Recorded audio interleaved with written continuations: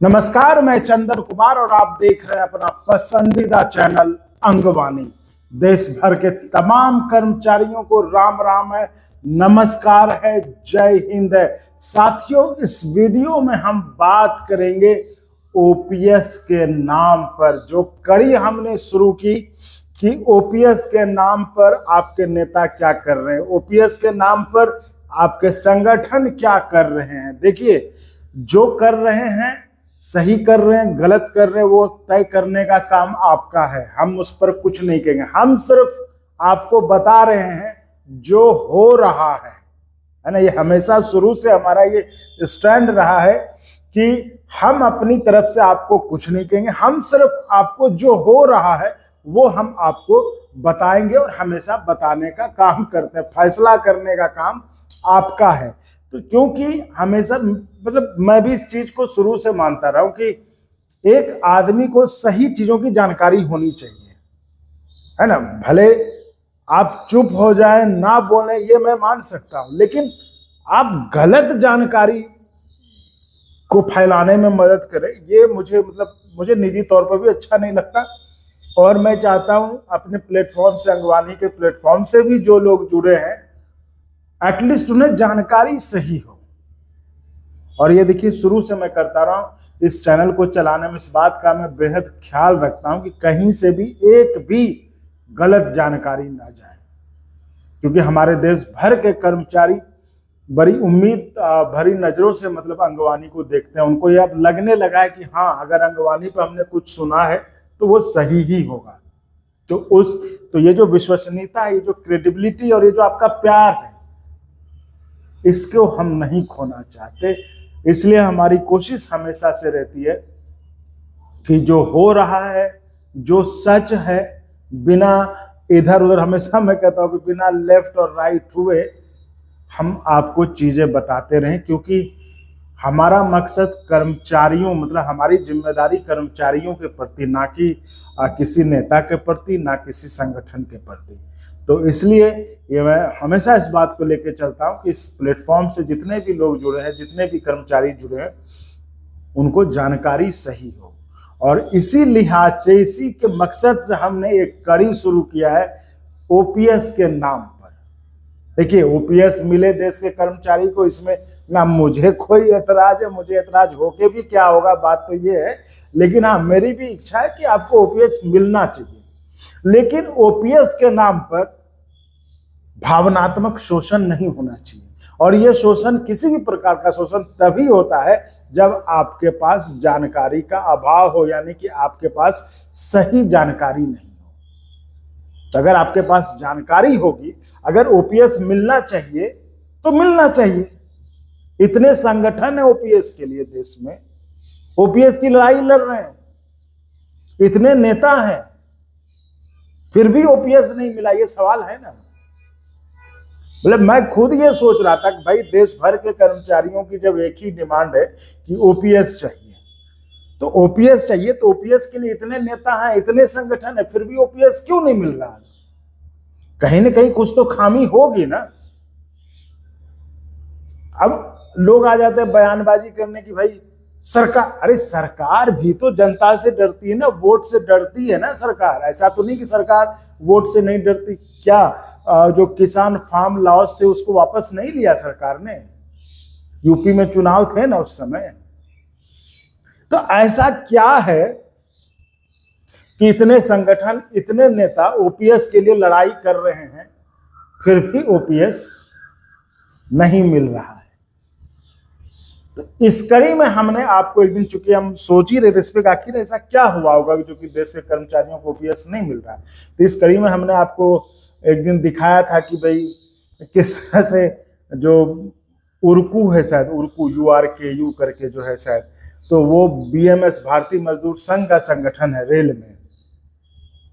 तो कैसे, आप समझ सकते हैं कि वो उनकी पार्टी सरकार में है, जिन्हें कि ओपीएस देना है, सरकार को ओपीएस देना है, लेकिन वो सरकार यूपीएस लेके आई है। लेकिन इन्होंने अपने पोस्टर में वादा किया कि हमारी मुख्य मांग जो वो ओपीएस की है। तो मुझे ये लगा कि बताइए, क्या वो क्या समझते कि कर्मचारियों को समझ में नहीं आता? या उनको लगा कि हम ये लिख के कर्मचारी को बहला देंगे?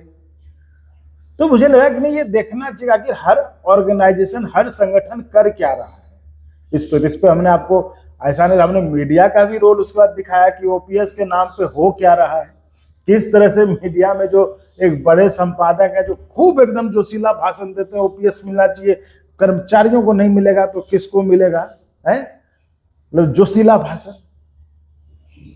वो भी हमने आपको बताया कि वो तो संपादक महोदय हैं, तो क्या वो अपने एक जूनियर रिपोर्टर या छोटे जो कैबिनेट मीटिंग के बाद जो ब्रीफिंग होती है, या फिर कहीं भी मंत्री जी लोग तो कहीं भी जाते हैं, उनसे सवाल पूछवा तो सकते हैं सवाल कि सर क्या हुआ ओपीएस का। हमने ये भी कहा कि नहीं, कुछ ज्यादा पूछने में डर लगता हो तो कम से कम सीएपीएफ वाला पूछ दें कि भाई अगर आप जो है दिल्ली हाईकोर्ट ने आदेश दे दिया तो सुप्रीम कोर्ट क्यों चलेगी, तो सवाल पूछ सकते थे। तो मैंने कि क्या ये कहीं ऐसा तो नहीं कि वही कि ओपीएस के नाम पे जो है मीडिया वाले अपना ये कर रहे हैं, अपना टीआरपी चल रहा है ना, लोग कह रहे वाह भाई वाह क्या बात है। तो संगठन, तो ऐसे में एक पोस्टर और मेरे सामने आज आया और वो पोस्टर था उर्मू का, यानी कि उत्तरी रेलवे मजदूर यूनियन का यूआरएमयू, जो कि देश में जो रेलवे संगठन है, रेलवे की जो 2 यूनियनें हैं वो मान्यता प्राप्त है, यानी कि कर्मचारियों के वोट से वो मान्यता प्राप्त है। ठीक है, एक हो गया एआईआरएफ जिसके कि जनरल सेक्रेटरी शिव गोपाल मिश्रा जी हैं, दूसरा है एनएफआईआर जिसके कि जनरल सेक्रेटरी राघवैया जी हैं। ठीक है, ये हो गया। उसी तरह उसका जो प्रमुख जो दिल्ली में जो उत्तरी जो नॉर्दर्न जोन का जो यूनियन है एआरएफ का है NRMU, northern railway mains union. उसी तरह एनएफआईआर का जो दिल्ली यानी नॉर्दर्न जोन का जो संगठन है मेन, तो वो है उर्मू, उत्तरी रेलवे मजदूर यूनियन। तो इसी तरह हर जोन में इनकी अपनी सहयोगी यूनियन है और सब मिला के अपना एआईआरएफ बना है और उधर एनएफआईआर बना है। तो जो एनएफआईआर की जो मेन यूनियन है, जिस तरह से एआईआरएफ की यूनियन हुई एनआरएमयू दिल्ली में नॉर्दर्न जोन की, उसी तरह एनएफआईआर की जो मेन यूनियन है यूआरएमयू जिससे कि बीसी शर्मा जी हैं, जनरल सेक्रेटरी हैं वहां पे, उसका एक पोस्टर जो है मुझे आज मिला जिसमें उन्होंने साफ लिखा है, मैं आपको बता दूं, आप खुद में कर दो, मैं कुछ नहीं बता, मैं आपको सिर्फ बता रहा हूं। यूआरएमयू जिंदाबाद, चलिए ठीक है, एनएफआईआर जिंदाबाद, ये तो लिखा है संघर्ष जारी है ओपीएस के लिए। लाइन बड़ा इंपॉर्टेंट है, पहली लाइन है संघर्ष जारी है ओपीएस के लिए, साथ चाहिए आपका, भ्रमित ना हो, आंदोलन में शामिल हो, ये उन्होंने लिखा है। सरकार ने जारी किया तानाशाही फरमान, तो ये पूरा पोस्टर है और इस पोस्टर में जो लब्बो लुबाब है वो यही है कि देखिए मैं आपको जो इन्होंने ये लिखा है,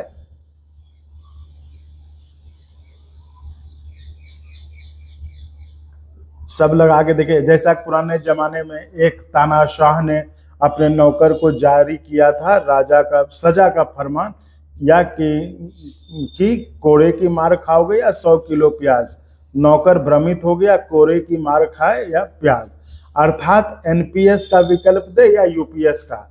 ये मतलब इन्होंने तुलना किया है तानाशाह मतलब सरकार से और नौकर मतलब कर्मचारियों से, उनको जो है दिया विकल्प कि मार खाओगे या 100 किलो प्याज, इसमें मतलब एनपीएस यूपीएस को लेकर। तो यहाँ पे इनको देखिए इन्होंने जो है फिर जो अभी लिखा है, यह सरकार का न्याय, मांग अभी भी जारी है कि सरकार यूपीएस की विसंगतियों में संशोधन करे तथा ओपीएस का लाभ दे, है ना। अब हम आपको बता रहे हैं कि ये मतलब कितनी बार पलटी है इसमें।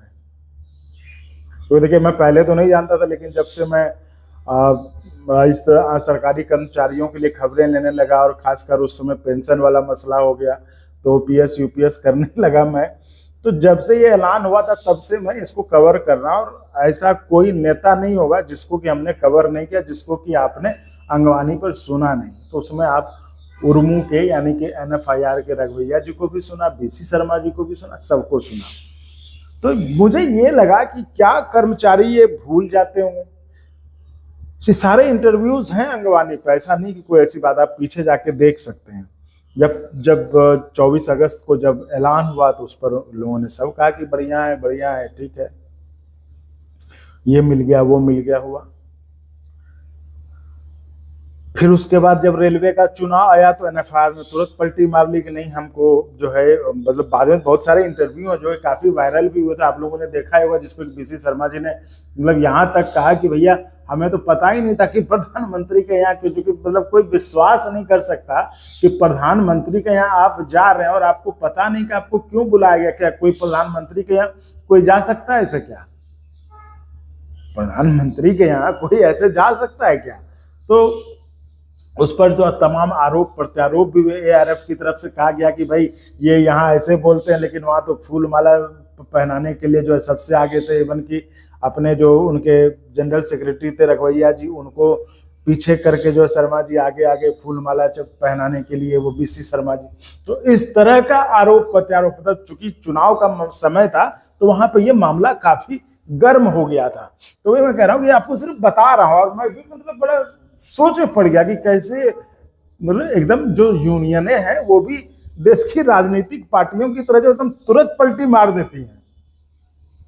और जब लगा कि कम से कम इधर वाले जो थे एआरएफ वाले शिव गोपाल मिश्रा जी, वो कहे कि हाँ भाई हम यूपीएस लेके आए हैं। उन्होंने अपने कारण बताए कि भाई हमने इसलिए लिया क्योंकि जिनका पेंशन 400 है, 500 है, 1000 रुपये, उनका क्या होगा, तो उनके लिए वो लेके आए। तो चलिए वो तो चले अपने स्टैंड पे, उनकी बात हम दूसरे वीडियो में करें। अभी जो हम बात कर रहे हैं वो हम बात कर रहे हैं उर्मू की। उर्मू ने जिस तरह से शुरू से पलटी मारी है, मतलब मुझे ये लग गया कि आखिर ऐसा हो कैसे सकता है कि एक यूनियन जो रेल का यूनियन है वो भी देश के पॉलिटिकल पार्टी की तरह जो है बिहेव करे। मैं ये कह रहा हूँ, देखिए मैं कुछ नहीं कर रहा हूँ, मैं जो हुआ है वो आपको बता रहा हूँ, निष्कर्ष आप निकालिएगा। मैं नहीं कह रहा, क्योंकि मेरा कहने का कोई हक भी नहीं बनता, तो मैं सिर्फ आपको बता रहा हूं जो अब तक होता आया। और ये जो नया पोस्टर है जिसमें उन्होंने अब ये कह रहे हैं वो कि मांग अभी भी जारी है, सरकार यूपीएस की विसंगतियों को दूर कर दे। यानी कि इस पोस्टर के हिसाब से आज की तारीख में, अब ये पोस्टर कब का है मुझे नहीं पता, लेकिन ये पोस्टर वायरल है तो मेरे सामने आया, तो मैंने कहा चलो इस पे भी लोगों से बातचीत कर ली जाए। तो यानी कि इस पोस्टर के हिसाब से उर्मू की ये मांग है कि आज की तारीख में सरकार जो है यूपीएस की विसंगतियां दूर कर दे। और मैं आपको बता रहा था जब रेलवे चुनाव का खूब गहमा गहमी था, एकदम मारकाट वाली स्थिति थी, उस समय कैसे ये एआरएफ वाले तो चलिए अपने स्टैंड पे थे कि हाँ भाई हम लेके आए हैं। आपने कितने इंटरव्यू सुने शिव गोपाल जी के, उनके और भी नेताओं के, जिन्होंने कहा कि हाँ भाई यूपीएस हमने लिया और इस कारण से लिया है, सरकार साफ साफ मना कर दिया तो हम यूपीएस लेके आए। और एक है कि चलो अभी तक वो है कि हाँ भाई हम यूपीएस लेके आए हैं, लेकिन एनएफआईआर ने आपके सारे इंटरव्यूज हैं इस पे, जब 24 अगस्त को ऐलान हुआ उसके दूसरे दिन भी इंटरव्यू में दिया, कहे कि हाँ सब बढ़िया है, ये चीज मिल गया है इसमें, बाकी चीज हमने मांग रखी हो जाएगा। चुनाव आया, चुनाव में फिर वो उन्होंने पलट कहा कि नहीं भाई ये सब तो, मैंने आपको बताया कि प्रधानमंत्री के बताया, यहाँ तक कहते कि प्रधानमंत्री जी ने हमें बिना बुलाए, मतलब ये तो किसी को विश्वास नहीं हो सकता कि प्रधानमंत्री जी के यहाँ कोई ऐसे चला जाए उसको पता ना हो कि हम किस लिए आए हैं। मतलब ऐसा नहीं कि हम उठ के चले जाएंगे प्रधानमंत्री के यहाँ, कोई टहलने की जगह तो वो नहीं है। खैर चलिए, ये हम समझ गए कि नेताजी हैं, नेताजी तो ऐसे चलिए बात कर रहे थे। फिर आया चुनाव, तो रेलवे के चुनाव में भी उन्होंने पलटी मार दिया कि नहीं हमको नहीं चाहिए यूपीएस, हमको ओपीएस चाहिए, हूबहू ओपीएस चाहिए। ये मामला चल गया। वहां पे तो वो ये भी नहीं कहे कि हमको यूपीएस में सुधार चाहिए, उन्होंने कहा हमको ओपीएस चाहिए। आपको याद होगा उन्होंने कहा कि नहीं हमको तो भाई कोई यूपीएस यूपीएस कुछ नहीं, हमको ओपीएस चाहिए, ओल्ड पेंशन स्कीम चाहिए। ये हुआ। फिर जो चलिए भाई उसके बाद जो है मतलब इसका फल मिला उन्हें। जो संगठन के चुनाव थे, जो रेलवे में यूनियन के मान्यता के चुनाव थे, उसमें वो दूसरी यूनियन जो वो मान्यता जीत लेकर हासिल करके आ गई, दूसरी यूनियन बन गई। वो दूसरी यूनियन थी वो उनको मिला। फिर चुनाव हुआ, फिर उन्होंने पलटी मारा कि नहीं यही बढ़िया है, इसी में हम जो है उसको कराएंगे, मतलब उसकी विसंगतियां दूर कराएंगे। फिर वो आ गए। फिर जब अभी आपका 30 जून तक समय था, आपको कर्मचारियों को ऑप्ट करना था कि हम यूपीएस में रहना या हमें एनपीएस में एनपीएस में ही रहना है या यूपीएस ऑप्ट करना, जो कि पूरे देश के कर्मचारी जो है इसी उहापोह में थे, असमंजस में थे। तब इन्होंने जो है अब वो वीडियो जारी करके बताया कि भाई आपको ऑप्ट नहीं करना है। तो मेरे मन में जो सवाल आया, इसको आप एक आम आदमी के तौर पे ले सकते हैं कि आप वीडियो बनाकर कर्मचारियों को तो कहते हैं कि आप यूपीएस मत ऑप्ट करो, ठीक है, और हम जो है वो, तो जब आप जेसीएम की बैठक में जाते हो तो वहां क्यों नहीं कहते हो कि हमको ये नहीं चाहिए, हमको ओपीएस ही चाहिए? ये कह सकते थे ना आप जेसीएम की मीटिंग में। मतलब 24 अगस्त को जो ऐलान हुआ प्रधानमंत्री के साथ, उसके बाद फिर जेसीएम की कई बैठक हुई, वहां आप मुंह बंद रखते हो। क्या कर्मचारी ये सब नहीं समझते? लेकिन फिर उसके बाद रेलवे की मीटिंग हुई कितनी बार, टॉप लेवल की, वहां कह सकते थे कि नहीं भाई रेल के कर्मचारियों को तो ओपीएस ही चाहिए, ये सब नहीं चाहिए। ये तो हो सकता था ना भाई। एआईडीएफ ऑल इंडिया जो डिफेंस एम्प्लॉइज फेडरेशन के श्री कुमार जी हैं, उन्होंने तो बैठक का बाइकआउट कर दिया ना, इसी आधार पे कि भाई हमको, अगर आपको, जब उनको सोमनाथन ने कहा कि भाई सरकार की तरफ से हमको मैंडेट ओपीएस के लिए नहीं है, हमको सरकार ने साफ साफ कह दिया कि ओपीएस पे बात होगी नहीं, जो बात होगी अलग होगी। तो उन्होंने कहा कि भाई ठीक है, अगर आपको सरकार ने मैंडेट नहीं दिया तो हमको भी कर्मचारियों ने मैंडेट नहीं दिया आपसे ओपीएस के अलावे किसी और चीज पे बात करने के लिए। तो श्री कुमार ने बाइकआउट कर दिया था ना, तो बाइकआउट तो आप भी कर सकते थे। तो मेरा ये कहने का मतलब, इस वीडियो को बनाने का मतलब ये था कि इस अंगवानी के साथ जो भी लोग जुड़े हैं, भले वो चुप रहें, ना बोलें, लेकिन उनके पास जानकारी सही होनी चाहिए कि दरअसल हो क्या रहा है। क्या ओपीएस के नाम पर भावनात्मक शोषण हो रहा है, या फिर जो ओपीएस के नाम पे लड़ रहे हैं, ठीक है, हम तो क्या हमेशा से कह रहे हैं कि दो लोग हैं ना आपके, एक कम से कम एक आदमी जो है टिका हुआ है, हाँ भाई हमने यूपीएस लाया तो इस कारण से, एक आदमी है जो कह रहा है कि हमको सिर्फ ओपीएस चाहिए। लेकिन ये जो बीच में इधर उधर गुलाटी मार रहे हैं, मुझे लगता है कि इनको भी एक स्टैंड लेना चाहिए कि अगर ओपीएस ही लेना है तो ओपीएस का स्टैंड ले ले, या यूपीएस में सुधार कराना है तो यूपीएस का ही स्टैंड ले ले। लेकिन ये जो बीच में जो गुलाई, मुझे लगता है इसके कारण भी सरकार इस बात को समझती है कि यहाँ पर जो है हम, इनमें एकता नहीं है और कर्मचारियों को जो है हम यहाँ पे, और यही कारण है कि आपके इतने वक्त हो गया, आपको 8वां वेतन आयोग अभी तक आपका जो है ऐलान नहीं हुआ, उनका कमेटी का कौन मेंबर होंगे, कौन क्या होंगे। तो मेरे दिमाग में आया, आखिर कर्मचारी क्या इन सब चीजों को नहीं समझते होंगे? क्या कर्मचारी इन चीजों को नहीं देखते होंगे? आपका जो यूनियन है, आपका जो नेता, वो क्या कर रहा होगा? तो ये पोस्टर था नया, तो हमने लगा कि इस पर भी चर्चा की जाए, जो हमने एक सीरीज शुरू की थी ओपीएस के नाम पर।